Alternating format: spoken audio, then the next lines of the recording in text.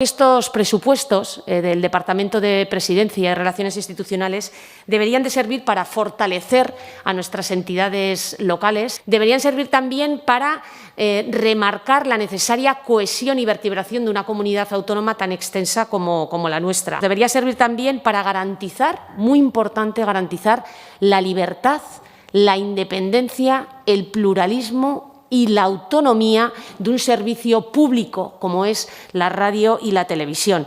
Y deberían de servir también para incrementar cada vez más la protección de aquellas mujeres en una situación de vulnerabilidad por la amenaza de esa lacra que es la violencia de género. Nos volvemos a encontrar con unos presupuestos insuficientes, ineficaces, infradotados, para poder cumplir con todos estos objetivos que deberían ser el centro de este departamento. En materia de administración local, volvemos este año a ver esa utilización partidista de las instituciones, esa insolidaridad y el desapego al mundo rural.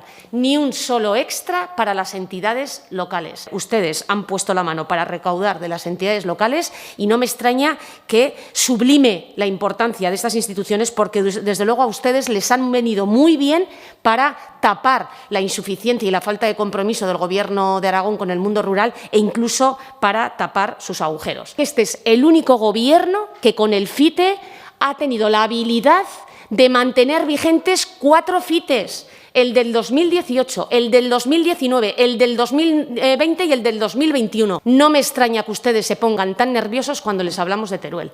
¿Esto qué supone? Lastrar una vez más la actividad económica, ir en contra de la creación de empleo y el desarrollo de la provincia de Teruel. Ustedes no hacen más que dar tumbos, son incapaces no solamente de hacer libres a los aragoneses, sino además de hacerles iguales y gozar del bienestar, vivan de donde vivan. Tampoco hemos visto nada de despoblación. Sabemos que está el comisionado, el señor Ayude, pero desde luego ni fecha para seguir luchando con esto. Muchísimas gracias, señor presidente.